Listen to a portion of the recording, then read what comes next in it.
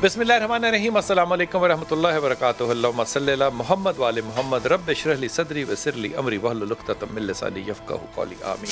ख़वातीन व हज़रात, आप देख रहे हैं कुतुब ऑनलाइन और मैं हूँ बिलाल कुतुब। और आज ज़रूर सुनिएगा, देखिएगा सारे काम छोड़ के, क्योंकि आज जितना झूठ ज़ाती तौर पे मैं बोलूँगा शायद ज़िंदगी में कलेक्टिवली इतना ना बोला, जितना डरूँगा मैं आज इतना शायद ज़िंदगी में मैं खुदा से ना डरता हूँ। खुदा से तो मैं वाकई नहीं डरता, लेकिन मेरे में ईमानदारी से कोई हिम्मत, जुर्रत, अखलाकी नहीं है कि मैं वो बातें, वो सवालात अपने मेहमानों से पूछ सकूं जो कि मेरे दिल की धड़कन है। कोशिश करूंगा कि उस तरफ ढके छुके लफ्ज़ों में मैं लेके जाऊं और उम्मीद के साथ कि उलमाए कराम जो है, जो जय्यद उलमाए कराम है, इस पर कोई दो राय नहीं है, वो जवाब दे सकें जो कि वाकई सच्चा है।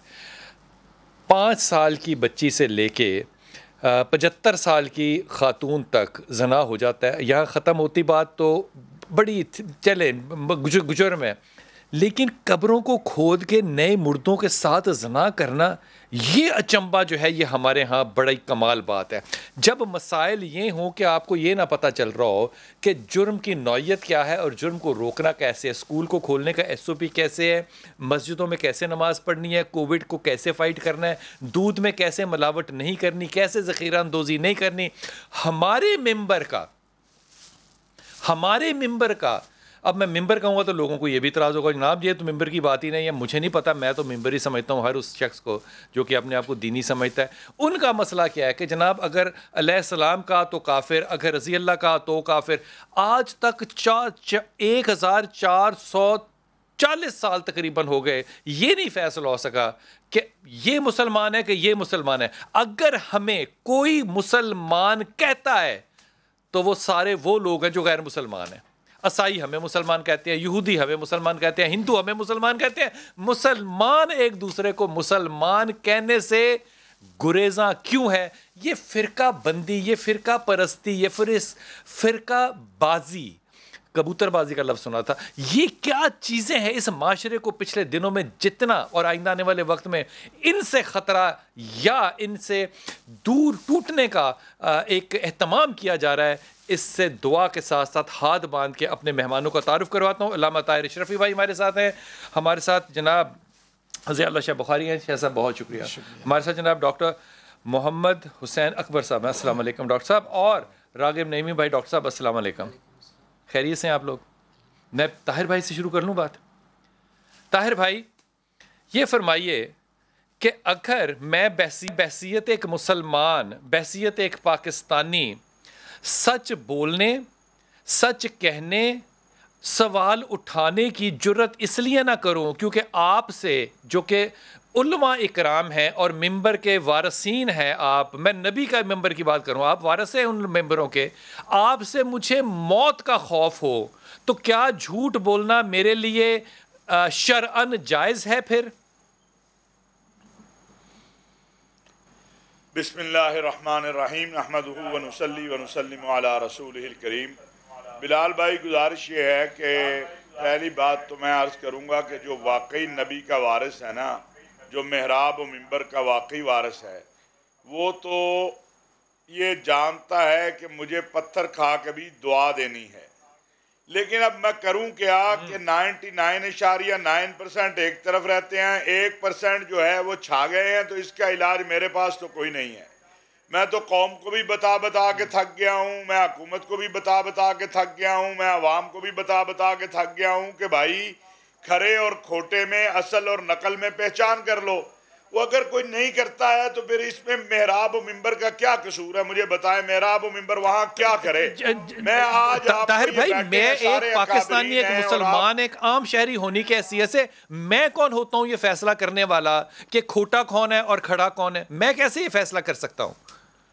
हाँ, ये आपको इख्तियार आकाए दो आलम सल्लल्लाहु अलैहि वसल्लम ने दिया है। जिस अल्लाह ने और अल्लाह के रसूल ने हम पे ये एहसान किया है ना कि हमें आखिरी नबी की उम्मत में पैदा किया, उसी ने हमें ये कहा है कि खरे और खोटे की तमीज़ करो। और खरा और खोटे की तमीज़ कैसे होगी?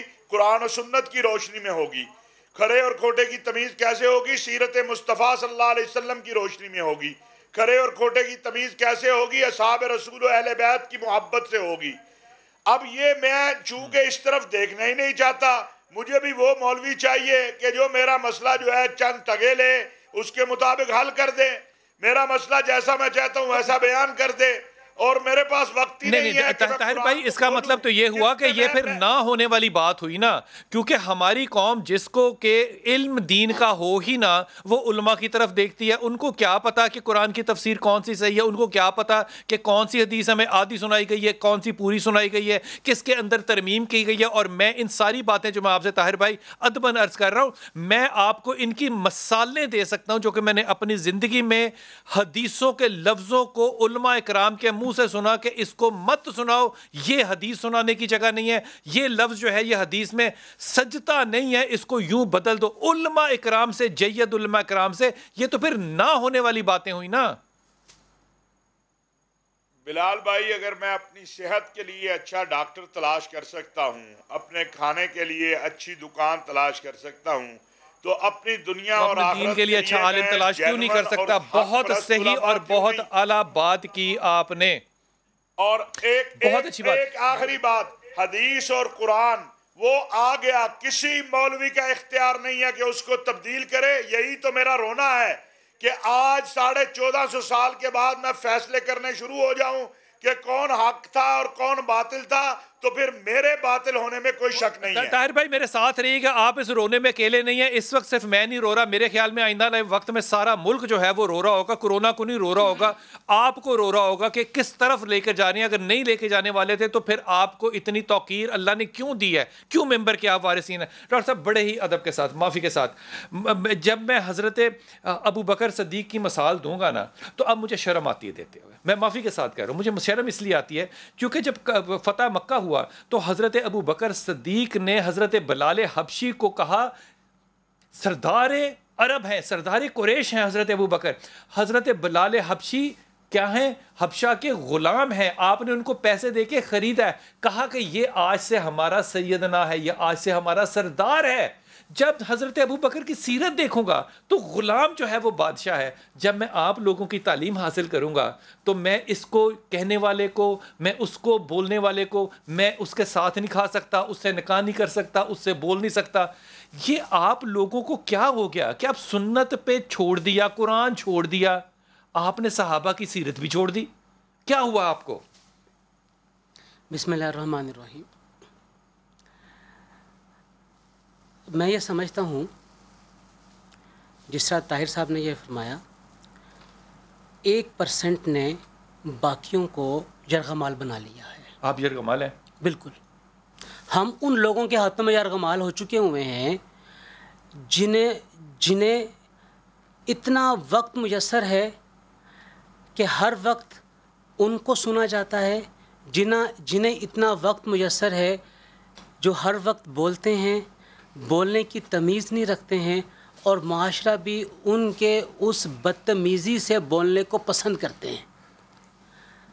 المیہ تو یہ ہے جو ان کی بدتمیزیوں کے ساتھ جڑا ہوا کھڑا ہو کندھے سے کندھا، اس کو آپ کیا کہیں گے؟ وہی بدتمیز ہے، وہ بھی بدتمیز ہے، ایسے ہی ہے۔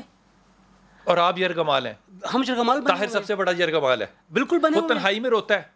آپ بالکل بجا ہے، اس وقت یرغمال بنے ہوئے ہیں ہم، چند نادیدہ۔ پنجاب علماء بورڈ کا ہیڈ جو ہے وہ روتا ہے، بالکل ہوگا، اور آپ کہہ رہے ہیں کہ ہمیں کڈنیپ کیونکہ کر ہم لیا۔ رونے میں ساتھ شریک ہیں اس کے۔ وہ تنہائی میں روتے ہیں تو ہم مل کے بھی روتے ہیں۔ وہ کون لوگ ہیں جو 99% ہیں؟ وہ کون لوگ ہیں؟ 99% وہ لوگ ہیں جو کہ قرآن کی صحیح بات، حدیث کی صحیح بات پہنچانا چاہتے ہیں، رکھتے ہیں۔ بات کر رہا ہوں 1% کی، ہمیں اس 1% کو فائنڈ آؤٹ کرنا ہے جس نے یرغمال سب کو بنایا ہوا ہے۔ آپ اس وقت یہ کہہ رہے ہیں کہ علماء حق اور علماء سو جو ہیں وہ علماء حق 1% ہیں اور 99% علماء سو ہیں؟ علماء حق ابھی بھی زیادہ ہیں، لیکن آپ کہیے 99% علماء حق ہیں، ابھی بھی ہیں، علماء حق ہیں، 1% علماء سو ایسا ہیں۔ ہے، آپ ان کو علماء سو کہتے ہیں جو یہ فتنہ وہ پھیلا عالم رہے ہی ہیں؟ نہیں ہے، کون ہے وہ عالم ہی نہیں ہے، عالم کے لبادے میں ہے۔ آپ یہ کیسی بات کر رہے ہیں ڈاکٹر صاحب؟ عالم ایک آدمی ٹوپی پہن کے آئے، ماما پہن کے آئے، کالا اس نے ماما لیا ہو، میں اس کو عالم نہ مانوں؟ نہیں، اس نے ٹوپی لی ہو، اس کی پہچان داڑھی نہیں ہو، ہے، اس کی پہچان ہی نہیں ہے۔ یہ کیا پہچان ہے ڈاکٹر صاحب؟ اس کی پہچان ہے وہ علم کی گہرائی اور وہ علم کا وسیع تر مطالعہ جو اس کے پاس ہونا چاہیے، جو وہ نہیں دیکھتا ہے۔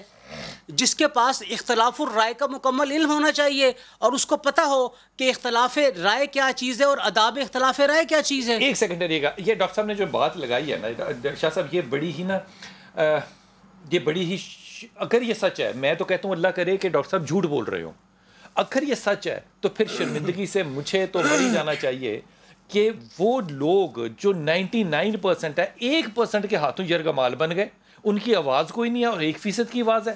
میں جب اللہ اور اللہ کے رسول کی بات کروں گا تو وہاں کیا آپ نے مجھے یہ بات نہیں سنائی کہ علی کی شکل کی طرف دیکھنا, علی کی طرف دیکھنا عبادت ہے؟ آپ نے کیا نہیں بتایا کہ اس کے راوی حضرت ابو بکر ہیں, اماں عائشہ ہیں؟ میں تو ان کی محبت میں مر گیا. آج آپ مجھے بتا رہے ہیں کہ جناب آپ مسلمان نہیں ہیں کیونکہ آپ نے یہ بات کہی, تو آپ نے مجھے غیر مسلمان کیوں کیا؟ بسم اللہ الرحمن الرحیم. یقیناً بلال بھائی میں یہ سمجھتا ہوں نبی کریم صلی اللہ علیہ وآلہ وسلم نے ہمیں 1400 سال پہلے یہ ساری چیزیں واضح فرما دی تھیں کہ جب قیامت قریب ہوگی اس کی ایک نشانی یہ ہوگی اتخذ الناس رؤوسا جہالا واذا سئلوا فافتوا بغیر علم فضلوا واضلوا. اب ذرا اس کا اردو کیجئے, جو جاہل ترین معاشرے کے لوگ ہوں گے. نہیں, آپ نے فرمایا کہ لوگ دینی مسند کے اوپر ان لوگ کو بٹھائیں گے جو جاہل ہوں گے. آپ کہہ رہے ہیں لبادہ انہوں نے پہنا ہوا ہے, جو ابھی نعیمی صاحب فرما رہے تھے, علامہ شفیع صاحب فرما رہے تھے, تو اس کا مقصد نبی پاک نے پہلے بیان فرمایا کہ وہ لوگ جہلا وہ دینی مسند کے اوپر بیٹھ جائیں گے, آپ کے ممبروں میں وہ بیٹھ جائیں گے, محراب کے اندر وہ ہوں گے, اور نتیجہ پھر کیا نکلے گا؟ آپ فرماتے ہیں کہ فرمایا کہ لوگوں کے جب پیچھے چلیں گے وہ سب گمراہ ہو جائیں گے اور راہ سے بھٹک جائیں گے. مجھے ایک بات بتائیے, علماء حق جو اہل علم ہیں وہ بڑی تعداد میں الحمدللہ موجود ہیں. ابھی آپ فیس بک کے اوپر چلے جائیں. مجھے ایک بات بتائیے, میں نے صابن خریدنا ہونا تو میں اس کے پیچھے دیکھوں گا اس کا مینوفیکچرر کون ہے, میں اس کے کانٹینٹ دیکھوں گا. میں نے ڈاکٹر کے پاس جانا ہو میں اس کے کانٹینٹ دیکھوں گا. ڈاکٹر FCS نہیں ہے تو میں اس کے پاس جانے سے احتجاب کروں گا. میں نے اچھی روٹی کھانی ہو تو میں اچھا ریسٹورینٹ دیکھوں گا. میرے پاس کیا کرائٹیریا ہے کہ میں یہ دیکھوں کہ یہ شخص جو ہے اس کو لوگ سنتے ہیں, یہ فالوور کر رہا ہے, یہ مدرسے کا پڑھا ہوا ہے, یہ مفتی ہے, یہ اپنے آپ کو بہت بڑا مفتی بھی کہتا ہے, لیکن یہ مجھے وہ باتیں کہہ رہا ہے جو آپ نہیں کہہ رہے. میں آپ کو صحیح بتاؤں, آپ نے بہت خوبصورت بات کی. میں یہ عرض کرنا چاہ رہا تھا کہ آپ جب ہم ڈاکٹر تلاش کرتے تو اس کی ڈگریاں پڑھ لیتے ہیں نا کہ اس کے پاس کون کون سی ڈگری ہے, لیکن ہم جب کسی کو لا کر ممبر محراب میں بٹھاتے ہیں تو ہم وہاں پہ نہیں پوچھتے یہ کیا ہے. آپ یقین جانیں میں نے ان ملکوں میں بہت سفر کیا ہے جو مسلمان ملک ہیں, اور وہاں میں بہتری آ گئی. کیوں کہ وہاں پہ 4 انہوں نے منصب رکھے ہوئے ایک مسجد کے اندر, خطیب, امام, مؤذن, خادم. مؤذن کے لیے شرط ہے کہ 16 سال کی ایجوکیشن اس کے پاس ہو, 16 سال کی تعلیم کے بعد وہ مؤذن بن سکتا ہے. مؤذن بن سکتا ہے 16 سال بعد. ڈاکٹر صاحب ادب کے ساتھ مجھے بالکل دل کی گہرائیوں سے آپ نے جواب دینا ہے. انہی جگہوں پہ انہی کرسیوں پہ بیٹھ کے ایک شخص نے ہمیں کہا کہ جناب میرا نام کے ساتھ آپ مفتی لکھیں. ہم نے آدھا گھنٹہ ریسرچ کی کہ یہ مفتی کہاں سے ہیں, ہمیں پتہ چلا کہ یہ مفتی ہیں ہی نہیں. ہم نے ان سے کہا کہ حضور آپ مفتی ہیں ہی نہیں. انہوں نے کہا شاہ جی آپ مجھے بلانا شروع کریں, دنیا بھی بلانا شروع کر دے گی. میں کیا نہ بلاؤں, میں باہر جا کے گولی کھاؤں؟ بسم اللہ الرحمن الرحیم, الحمدللہ رب العالمین. میرے لیے چوائس ڈاکٹر صاحب سید الانبیاء والمرسلین وعلی آلہ الطیبین الطاہرین المعصومین. برادر بھائی, ہمارے محترم شاہ صاحب نے حوالہ دیا کہ ہم نے بہت سے ملکوں میں یہ دیکھا کہ ایک مؤذن کے لیے 16 سال کی ڈگری 16 سال کی ڈگری ہے. میں اگر اپنے مسلک کے حوالے سے بات کروں تو ہمارے 2 علمی مراکز دنیا میں موجود ہیں, نجف اشرف اور قم المقدسہ, اور اس کو سامنے رکھ کے پاکستان کو دیکھوں تو وہاں سب سے بلند ترین مرتبہ جو ہے وہ مجتہد اعظم کا ہے, اور سب سے کم ترین رتبہ جو ہے وہ خطیب کا ہے جو ممبر پہ آ کے خطابت کرتا ہے. لیکن ممبر پہ خطابت کرنے والا بھی اجتہاد کا دورہ دیکھ چکا ہوتا ہے, اس سے کم اس کی تعلیم نہیں ہوتی. یہاں ہمارے ہاں میں ان ساتھیوں کے مسالک کو بھی جانتا ہوں, یہ مجھے جانتے ہیں, ڈگریاں عوام بانٹتے ہیں. جس طرح آپ کہہ رہے ہیں آپ مجھے مفتی کہیں گے تو سارا کہنا شروع کر دیں گے جی, اور اگر آپ نے مفتی کہہ دیا تو جناب سبحان اللہ ٹی وی پہ مفتی ہو گیا. تو بات یہ ہے کہ خود ہمارے اسٹیج پر جو ممبر پر موجود ہیں, خطباء, واعظین, ذاکرین, ان کو ڈگریاں عوام بانٹ رہے ہیں. ایک سیکنڈ ٹھہریے گا, میں عوام ہوں, مجھے حضرت نے کہا, مجھے آپ تینوں جواب دیتے ہیں اس بات کا, مجھے حضرت نے کہا کہ مجھے مفتی کہیں, میں ان کو مفتی نہیں کہتا. بعد ان کے 16 گارڈ کھڑے ہیں, مجھے پتا ہے کہ وہ گولی مرواتے ہیں, میں ان کو مفتی نہ کہوں, میں اپنی جان بچاؤں کہ سچ بولوں, کیا کروں؟ وہی بات آپ سن رہے ہیں جو نعیمی صاحب نے کہا, اشرف بھائی نے بھی کہی, میں تو ان کی بات کو میں ڈاکٹر صاحب کی بات کو خدا کی قسم میں وزن ہی نہیں دیتا, کیونکہ جب سے میں جانتا ہوں یہ تو تعلیم حاصل کر رہے ہیں. سوال تو ہوئی, جرگمال تو ہوئے نا, پڑھنے لکھنے والا آدمی جو ہے ان سے آج سوال کریں فون کر کے, وہ کہتے ہیں میں پڑھ کے بتا دوں. آپ چپ ہو جائیں گے, ان کی تائید کریں گے, کیا کریں راستے ہیں نا جی تو بات یہ میرے بھائی کہ ان یرغمالیوں سے جان چھڑانے کے لیے اکیلا ایک طبقہ کام نہیں کر سکتا، اس میں حکمرانوں کو شامل ہونا چاہیے. حکمران کو ایسے بائیلاز بنائے، انہوں نے تو بنا دی، انہوں نے تو تنظیمیں بنا دی کہ یہ امتحان لو، یہ ڈگری لو، تب جا کر آپ خطیب بن سکتے ہیں، تب جا کر امام مسجد بن سکتے ہیں. لیکن جب عوام الناس کہتے ہیں نہیں جناب ٹھیک ہے چند ٹکوں کا مولوی مل گیا عطائی ڈاکٹروں کے خلاف اگر پریشر ہو سکتا ہے کے خلاف ہم کرتے ہیں، یعنی گورنمنٹ عطائی خطیبوں کے کیوں نہیں کہا نیم اللہ خطرہ ایمان والی بات ہے، تو نیم اللہ کو کیوں نہیں دیکھا جاتا؟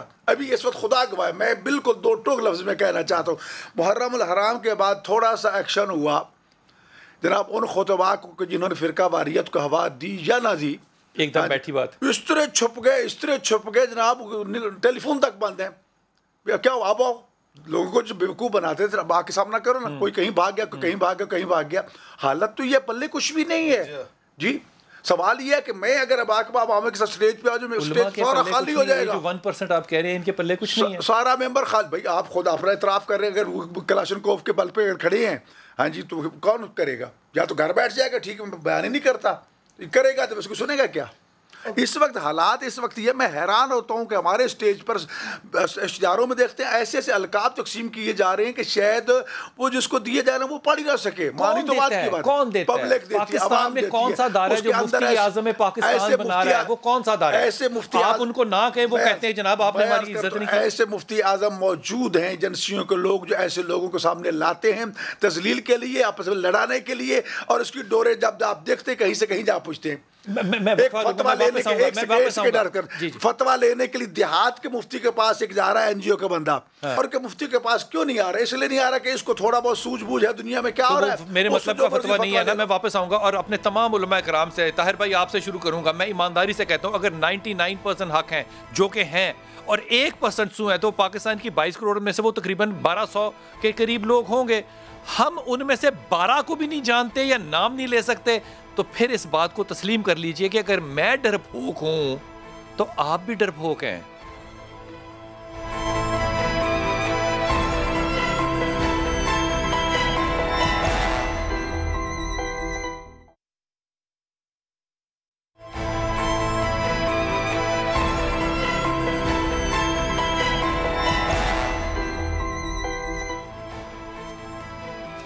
بسم اللہ الرحمن الرحیم. طاہر بھائی آپ میرے ساتھ ہیں. طاہر بھائی ابھی کچھ عرصہ پہلے ایک شخص نے بڑی نامعقول تقریر کی مبینہ طور پہ، کیونکہ میں نے وہ سنی بھی، یہ تقریر کئی دفعہ سنی ہے، مجھے تو اس میں کوئی ایسی بات نہیں سمجھ میں آئی تھی، لیکن وہ کہتے ہیں بقول ان کے کہ ان کو توڑا مڑوڑا گیا جو بھی. لیکن جب یہ بات باہر نکلی تو ڈاکٹر حسین اکبر اس بات کے گواہ ہیں کہ ساری کمیونٹی نے ان سے لا تعلقی کی، ان پہ FIR کرائی، ان کو کنڈیم کیا اور ان کو نام کے ساتھ کیا.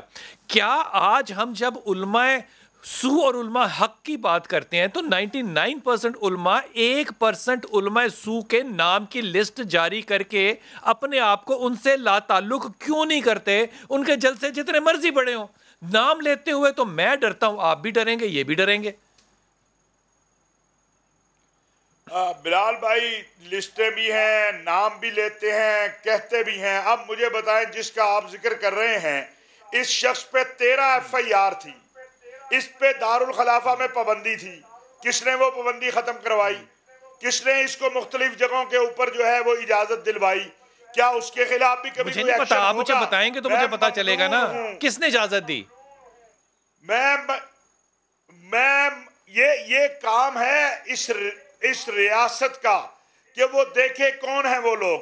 اور میں آپ سے عرض کرنا چاہتا ہوں یہ وہ ایشو ہی نہیں ہے، وہ ہو جائے اس جیسے ہزاروں بھی آ جائیں کوئی فرق نہیں پڑتا ہے. اس لیے کہ جب ہم اکٹھے ہیں، جب میں یہاں بیٹھ کے یہ کر رہا ہوں کہ کوئی بھی شخص، میں آج یہ بات بڑی ذمہ داری سے بلال بھائی کرنے لگا ہوں اور میں اس کے اوپر پہرے دار ہوں کہ کسی شخص کو یہ حق حاصل نہیں ہے کہ وہ سیدنا ابو بکر صدیق سے لے کر سیدنا امیر معاویہ اور سیدنا ابو سفیان اور حضرت ابو طالب کے بارے میں توہین کرے، تکفیر کرے، بکواس کرے.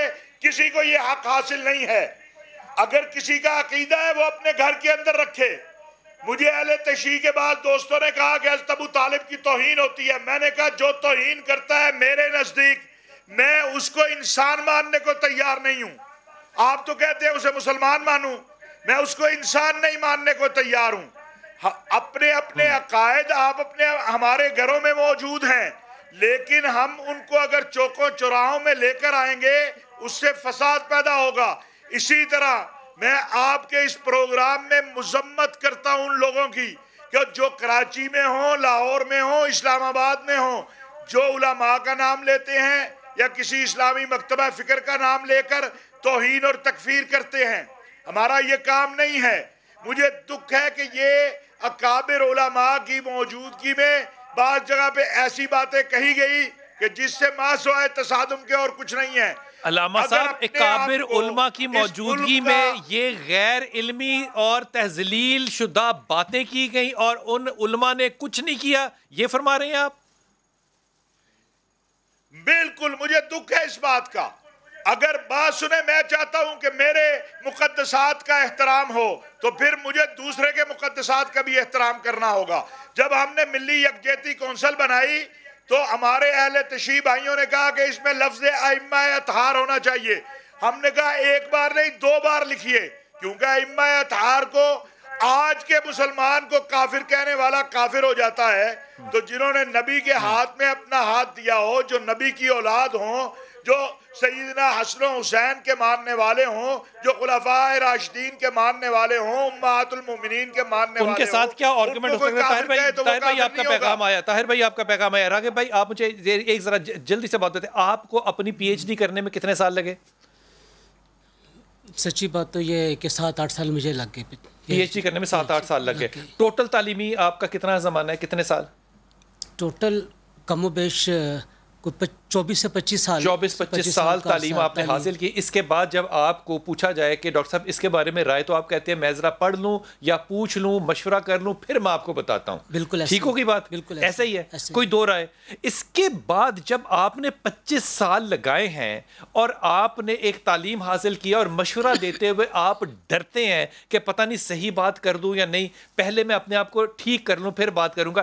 اس ملک کے اندر وہ شخص جس نے میٹرک نہ کیا ہو، جس کے پاس کوئی مدرسے کی تعلیم نہ ہو لیکن اس کا لباس آپ جیسا ہو، جس کے پاس طاقت واٹس ایپ کی ہو، جس کے پاس فیس بک فرینڈشپ بہت زیادہ ہو، فالوئنگ ہو، وہ کہتا ہے کہ جناب جو میں کہہ رہا ہوں نہیں مانو گے تو گولی پڑے گی. میں بار بار گولی کا پتہ ہے کیوں کر رہا ہوں؟ ہم لوگوں نے، میں نے ذاتی طور پہ وقت گزارا ہے کہ سامنے کھڑے ہو کے وہ کہہ رہے ہیں جناب یہ بات کریں گولی لے کر. اور کہاں جائیں بھائی، کیسے ڈھونڈیں کون حق پر ہے؟ آپ کے سامنے میں اپنے ساتھ ہونے والے ایک واقعے کو شیئر کرنا چاہوں گا. میرے پاس ایک شخص آیا ساؤتھ پنجاب سے، جس کے اوپر ہم نے متحدہ علماء بورڈ میں پابندی لگوائی کہ اچھا متحدہ علماء بورڈ نے کے ذریعے سے پابندی لگائی کہ اس کے اوپر زبان بندی، ہمارے مسلک کا بندہ وہ ٹھیک زبان بندی کی ہم نے پابندی کی سفارش کی اور ہو گئی. اب میرے پاس ایک صاحب کو سفارشی بنا کے آیا. میں نے اس سے پوچھا، اپنے بتانے لگا کہ مجھے بڑے بڑے مدرسے اپنے سالانہ جلسے کے اوپر بلا کے تقریر کرواتے ہیں، فلاں فلاں فلاں مدرسے والے. میں نے اس سے پوچھا صرف اتنا مجھے بتا دو کہ آپ کہاں کے تعلیم یافتہ ہو. یہ سوال جائز ہے نا؟ بالکل جائز سوال ہے. آپ کہاں کے تعلیم یافتہ وہ ہیں؟ مجھے نہیں بتا سکا، جس سے میں نے یہ مفہوم اخذ کیا کہ وہ پڑھا لکھا ہے ہی نہیں، اسے صرف باتیں بنانی اور جوڑنی آتی ہیں. میں دوسری دفعہ دعا کر رہا ہوں، اللہ کرے آپ جھوٹ بول رہے ہو. میں دوسری دفعہ دعا کر رہا ہوں. اس کا مطلب ہمارے وہ کیا کہنا چاہیے مبینہ علماء کرام اور اتنے اتنے بڑے لیڈر جن کی کہ زبان کو بند کرنا پڑے کہ یہ آگ پھیلا رہے ہیں، ان کی تعلیمی بیک گراؤنڈ ہی نہیں ہے. علماء کو نہ کہیں آپ، میں مبینہ کہہ رہا ہوں. مبینہ کہہ رہے ہیں آپ. یہ وہ خطیب ہیں، یہ وہ وائز ہیں، یہ وہ ذاکر ہیں جو صرف اپنی آواز کے بلبوتے کے اوپر 50-50 ہزار 1-1 لاکھ روپیہ آدھے گھنٹے کی تقریر کرنے کے لیے پہلے سے منگواتے ہیں. اس میں تعلیم دیتے ہوں گے نا؟ ہاں تعلیم دیتے ہیں. اس میں تعلیم دیتے ہیں، لوگوں کو لڑانے کی دیتے ہیں، اپنے عقیدے کے اوپر مضبوطی کے ساتھ جمنے کی دیتے ہیں، اور کوئی اس کو نہ مانے تو اس کے آگے کھڑا ہونے کی دیتے ہیں. اور سوائے اس کے زندگی گزارنے کا طریقہ یہ نہیں سکھاتے، معاشرتی زندگی گزارنے کا طریقہ نہیں سکھاتے. یہ نہیں کہتے کہ تم نے ایک اچھا انسان کیسے بننا ہے. یہ نہیں بتاتے بخاری صاحب کہ جب ایک اکیلی عورت رات کو سفر کر رہی ہو تو اس کی عزت و توقیر کیسے کرنی ہوتی ہے. ہم نے جملہ بڑا ہی زیادہ سنا ہے کہ اپنی مسلک چھوڑو نہ کسی کی مسلک چھیڑو نہ، مجھے لگتا ہے کہ یہ غیر تعلیمی ماحول پیدا ہو رہا ہے کہ نہ اپنے بارے میں سوچو نہ کسی کے بارے میں سوچو. تو سوال کرنے کی اجازت اس معاشرے میں پھر مجھ جیسی ناچیزوں نے کن سے مانگنی ہے؟ دیکھیں نبی پاک صلی اللہ علیہ وسلم کو اللہ تعالیٰ نے اس بات کا پابند فرمایا کہ آپ اعلان کر دیں کل حاضی سبیلی ادعو الی اللہ علی بصیرہ انا و من اتبعانی. ہم تو اللہ کے دین کی دعوت دیتے ہیں بصیرت کے ساتھ، میں بھی اور میرے سچے امتی بھی. بصیرت علم کو کہتے ہیں، علم کے ساتھ حکمت دانائی اور فراست کے ساتھ اور اچھی گفتگو کے ساتھ ہم دعوت اور تبلیغ کرنے کے پابند تھے. لیکن مصیبت یہ ہے کہ ہم نے یہ چیزیں پڑھی ہی نہیں، اصول دین ہم نے سیکھے ہی نہیں. اصول دین کیا ہے؟ اب دیکھیے فرقہ واریت کی ہم بات کر رہے ہیں نا، اہل حدیث دیوبند بریلوی اہل سنت اور اہل تشیع، اگر آپ ان پہ غور کریں ان کے اندر فرقہ واریت نہیں ہے، یہ مکاتب فکر ہیں، یہ فرقے نہیں ہیں. فرقہ تب بنتا ہے جب اصول دین سے انحراف ہوتا ہے. ان چاروں کے آپ اگر اصول دین دیکھیں تو ایک ہیں.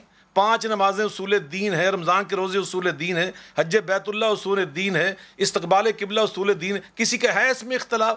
یہ شرع کا اختلاف ہے. تشریع کے اختلاف کو اٹھا کر آپ پہاڑ بنا رہے ہیں، ہم یہ نہیں بنانے دیں گے.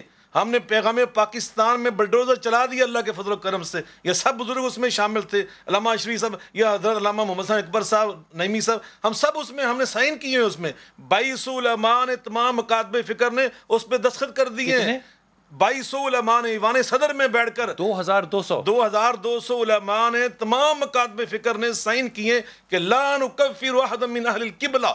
جو قبلے کی طرف رخ کر کے نماز پڑھتا ہے، 5 نمازوں کا قائل ہے، کلمہ پڑھتا ہے، وہ مسلمان ہے، ہم اس کو کافر نہیں کہہ سکتے. یہ اسلام میں حرام ہے، نجائز ہے. یہ ہم چیزیں لکھ کے دے چکے ہیں. قرآن پاک میں اللہ نے ہمیں کیا اصول سکھائے ہیں؟ رحماء بینہم، آپس میں نرم دل، رحم دل. صحابہ اور اہل بیت کی ہم بات کر رہے ہیں تو ان کے نام پہ ہم لڑوں کو لڑا رہے ہیں. وہ تو آپس میں رحم دل تھے. وہ ہلکا یاراں تو بریشم کی طرح نرم. رزم حق کو آپ نے کتنی خوبصورت بات کی ہے کہ صحابہ کرام نے بیان کیا نا.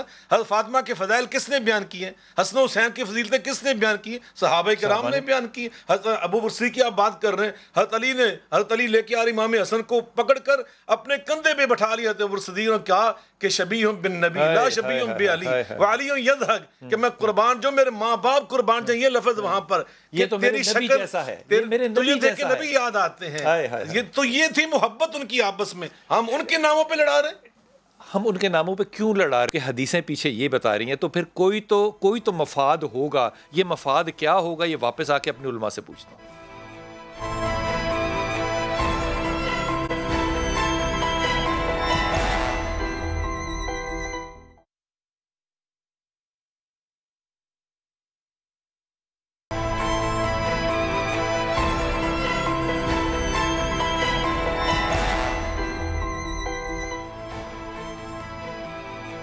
بسم اللہ الرحمن الرحیم. ڈاکٹر صاحب آپ کی طرف آ رہا ہوں. یہ سارا جو اختلاف ہے جو اتنی زیادہ عوام کو دل شکنی نہیں کہہ رہا، جو آگ کی طرف دھکیل رہے ہیں، ان میں آپ لوگ جو، میں اس میں مبینہ کا لفظ استعمال کر لوں معافی کے ساتھ کیونکہ نہیں کروں گا نا تو وہ میرے پیچھے پڑ جائیں گے کہ جناب ہم حق پہ تھے، آپ نے ان کو کیسے کہہ دیا.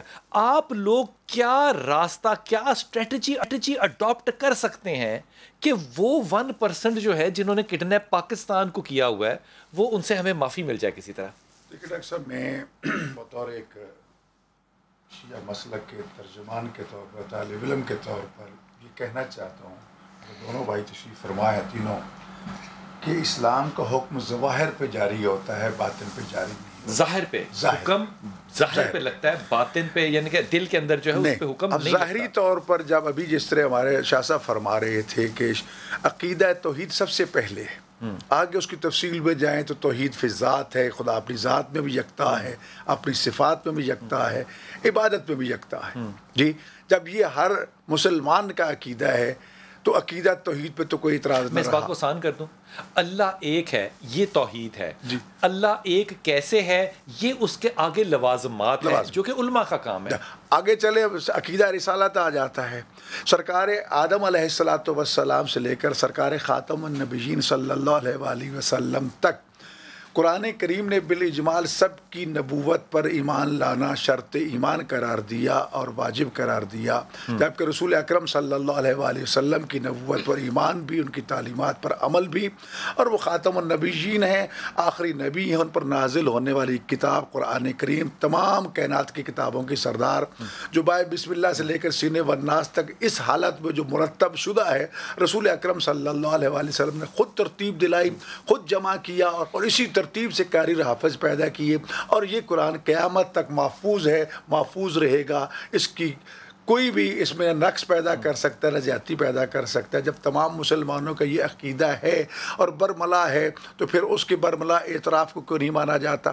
آگے مسئلہ خلافت امامت آ جاتا ہے، بحث سے نہیں کوئی مان رہا، میں وہ عقیدہ امامت و خلافت آ جاتا ہے۔ میں عرض کرتا ہوں تھوڑا سا اختلاف ضرور، لیکن خلافت، اصل خلافت پہ کسی کو اختلاف نہیں ہے، مصداق پہ تھوڑا سا اختلاف آ جاتا ہے، اور اس میں بھی کوئی ایسی بات نہیں ہے کہ جس میں قتل و غارت کی جائے۔ جی قیامت کا عقیدہ ہے، سب کے نزدیک واجب ہے، جب تک قیامت پہ آپ یقین نہیں رکھیں گے مسلمان نہیں ہو سکتے۔ پھر اس کی جزیات ہیں، پھر ملائکہ کا، پھر تمام انبیاء کا۔ ایک ادب سے سوال پوچھ لوں، بڑی ادب سے، اس کا ایک بڑا بن کے جواب دیجیے گا۔ میں حضرت ابو بکر صدیق کی بات کروں تو مجھے کہیں گے سنی ہے، میں حضرت علی کی بات کروں گا ڈاکٹر صاحب مجھے کہیں گے شیعہ ہے۔ اگر میں یہ کہوں کہ حضرت ابو بکر سے زیادہ حضرت علی سے کوئی محبت نہیں کرتا تھا، پھر آپ مجھے کیا کہیں گے؟ آپ کیوں نہیں اس بات کو تسلیم کرتے؟